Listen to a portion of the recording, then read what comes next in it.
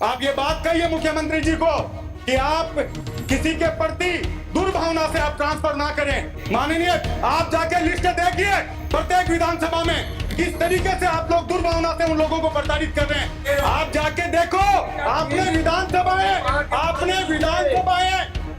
विधानसभाएं, थाने, तहसील, कचहरी सब लोग ठेके पे दे दिए लोगों को। जाके देखिए, आप लोगों की छवि गाँव में घुसने नहीं देगी जनता।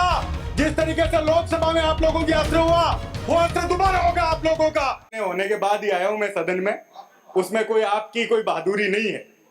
तो सभापति महोदय कि हम वो लोग हैं जो संविधान का और इस चेयर का हमेशा जिन्होंने सम्मान किया है। हम लोग बाबा साहब अंबेडकर के उस संविधान को मानते हैं जिसमें ये चेयर इस सदन नहीं पूरे राजस्थान के लोगों की उम्मीदों की आकांक्षा है। और ये सब दुर्भाग्यपूर्ण घटना क्यों घटी, ये सारा गतिरोध क्यों हुआ? क्योंकि मेरे जो सामने सत्ता पक्ष के लोग बैठे हैं, ये ना जनता की उम्मीदों पे खरा उतर पा रहे और ना इनके मंत्री इस सदन में जवाब दे पा रहे। और उनके बचाव में स्पीकर साहब को आना पड़ा और उसकी वजह से मेरी सस्पेंशन हुई। और सभापति महोदय, ये तो शहादत है, ये तो जिंदा लोगों के हिस्से में आती है। तो ऐसा सस्पेंशन अगर जनता की आवाज उठाने के लिए मेरा बार बार हुआ तो भी मैं उस आवाज को उठाता रहूंगा। इस बात को इस सदन में रखना चाहता हूं।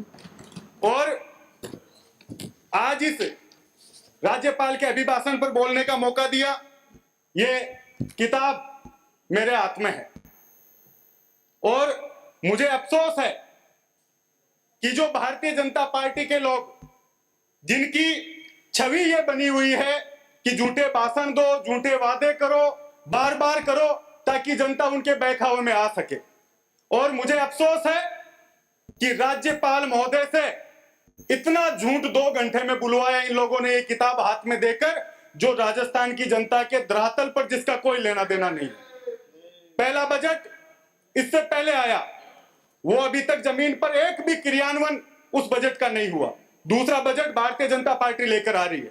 और राज्यपाल महोदय को आज से पहले हमने देखा कि यह संवैधानिक पद है और यहां बैठा व्यक्ति राजस्थान की जनता की, दोनों पार्टियों की पक्ष विपक्ष की बात यहां करता है, लेकिन राज्यपाल महोदय से ऐसे भाषण दिलाया जैसे भारतीय जनता पार्टी के वो कार्यकर्ता के तौर पर यहां बोल रहे हैं। आदरणीय सभापति महोदय, केंद्र का दूसरा बजट अभी थोड़े दिन पहले आया और हमने देखा कि फिर राजस्थान का नाम उस बजट में कहीं भी नहीं था और कहीं भी कोई घोषणा उस बजट में केंद्र के में राजस्थान के लोगों के लिए नहीं हुई। और मैंने एक अखबार में पढ़ा कि जो वित्त मंत्री निर्मला सीतारमण जी हैं, वो जिस स्टेट की, जिस राज्य की साड़ी पहनकर बजट पढ़ती है, उस राज्य को सबसे ज्यादा ये घोषणाएं होती है।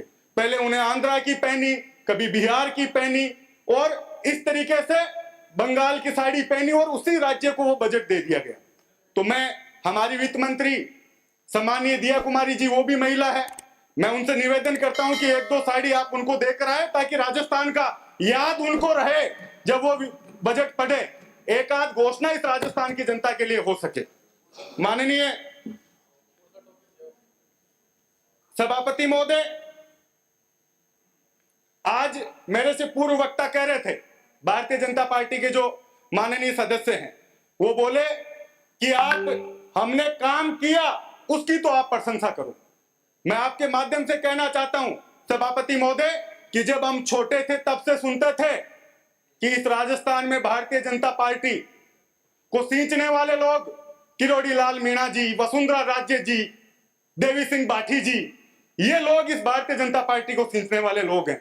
ये हमारे मुंह से प्रशंसा करवाना चाह रहे हैं, लेकिन वो दिग्गज इन लोगों की खिलाफत कर रहे हैं, सड़क पर उतरे हुए हैं, उसका जवाब इनको देना चाहिए। वो लोग अपने बात रखो, समय जा रहा है। समय की बात कर रहा हूं, 10 मिनट ही बोलूंगा, बस यही दिक्कत है। हमें इनको प्रोटेक्ट करने के चक्कर में ये सब गतिरोध बढ़ रहा है। तो ये सारे लोग आप लोगों की बुराई कर रहे हैं, हमारे मुंह से आप लोग क्यों बुराई करवाना चाह रहे हैं और क्यों हम करेंगे? राजस्थान की जनता देख रही है। आज सभापति महोदय, किसी भी राज्य सरकार या पुराने टाइम शासक होते थे या केंद्र की सरकार है, वो अपने लोगों को ग्राउंड पर भेजती है कि आप जाकर देखो कि हमारे प्रति लोगों की क्या राय है, क्या परसेप्शन बन रहा है।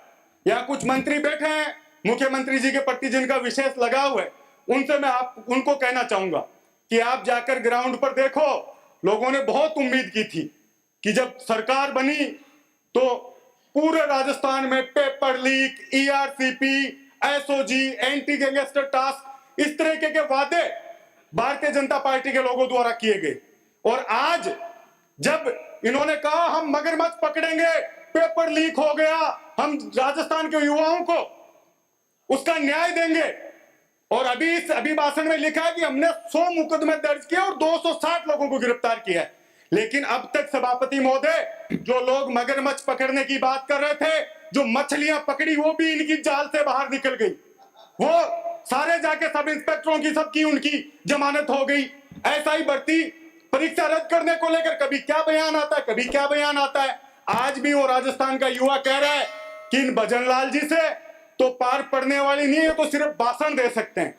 तो आपके मुख्यमंत्री की और आप लोगों की जो बची हुई छवि लोगों में बच सके, उसमें आप लोग कम से कम ऐसे कठोर कदम उठाओ ताकि राजस्थान की जनता कहे, युवा कहे कि जो वादे भारतीय जनता पार्टी लोगों से करके आई थी उस पर कुछ काम कर रही है।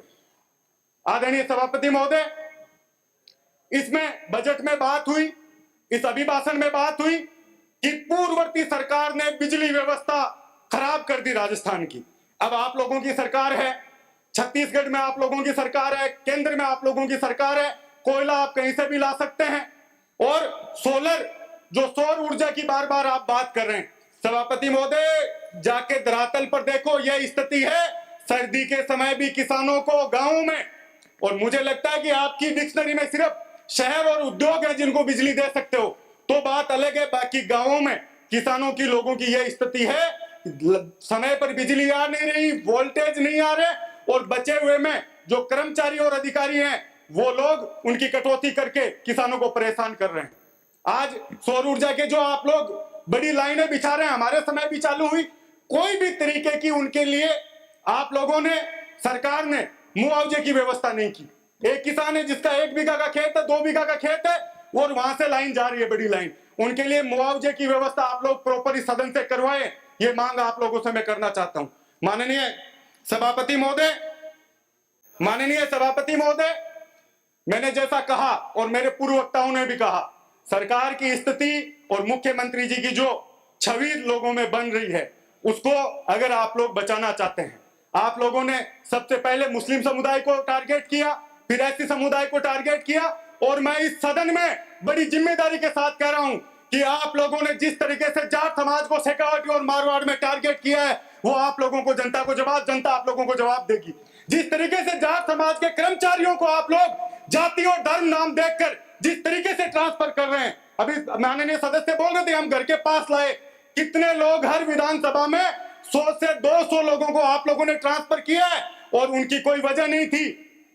सभापति महोदय, पहले ट्रांसफर पोस्टिंग होती थी कि 2, 3, 5, 7 जो विधायक का नजदीक है, जो पार्टी की विचारधारा से ज्यादा बंदा, उनके ट्रांसफर कर दो, एक संदेश होता था। लेकिन आपने तो बाबू, लाइनमैन, चपरासी और जो लोग जिनका प्रोवेशन पूरा नहीं हुआ, उन लोगों के भी ट्रांसफर आप लोगों ने कर दिए। अभी जो मंत्री यहाँ बैठे हैं, मैं उनसे कहना चाहूंगा कि आप लोगों को यहाँ मंत्री इसलिए बनाया कि आप उस समाज का प्रतिनिधित्व कर रहे हैं। आप ये बात कहिए मुख्यमंत्री जी को कि आप किसी के प्रति दुर्भावना से आप ट्रांसफर ना करें, ये बात आप लोगों को पहुंचानी होगी। माननीय, आप जाके लिस्ट देखिए, आप माननीय मंत्री मेरे जिले के प्रभारी मंत्री हैं, आप जाके स्थिति देखिए प्रत्येक विधानसभा में किस तरीके से आप लोग दुर्भावना से उन लोगों को प्रताड़ित कर रहे हैं। कौन कर्मचारी अधिकारी चुनाव जिता देगा, लेकिन आप लोग उन पे अपनी दुर्भावना निकालने का काम कर रहे हैं, और मैं समझ सकता हूं ये सही भी हो सकता है। आप जाके देखो, आपने विधानसभाएं, थाने, तहसील, कचहरी सब लोग ठेके पे दे दिए लोगों को। जाके देखिए, आप लोगों की छवि गांव में घुसने नहीं देगी जनता। जिस तरीके से लोकसभा में आप लोगों की असर हुआ, वो असर दोबारा होगा आप लोगों का। आपको इस बात को ध्यान रखना होगा। रवि की चिंता ना करें, अभी खीवसर और झुंझुनू में दिया है आशीर्वाद लोगों ने। मुख्यमंत्री जी का नाम ले रहे हैं, सर झुंझुनू में आशीर्वाद दिया है जनता ने। नहीं कर सकते। खीवसर झुंझुनू में आशीर्वाद दिया है जनता ने। खीवसर झुंझुनू में आशीर्वाद दिया विधानसभा है, कोई सवाल नहीं कर सकते। जाति का परिसर है, मुख्यमंत्री विरोधी कर्मचारी की कोई गलती नहीं होती। अधिकारी कर्मचारी अधिकारी होना चाह रहे हैं। ये मुख्यमंत्री जी का नाम किसने इंगित कर रहे हैं? माननीय सभापति महोदय, मुख्यमंत्री जी का नाम गलत इंगित कर रहे हैं।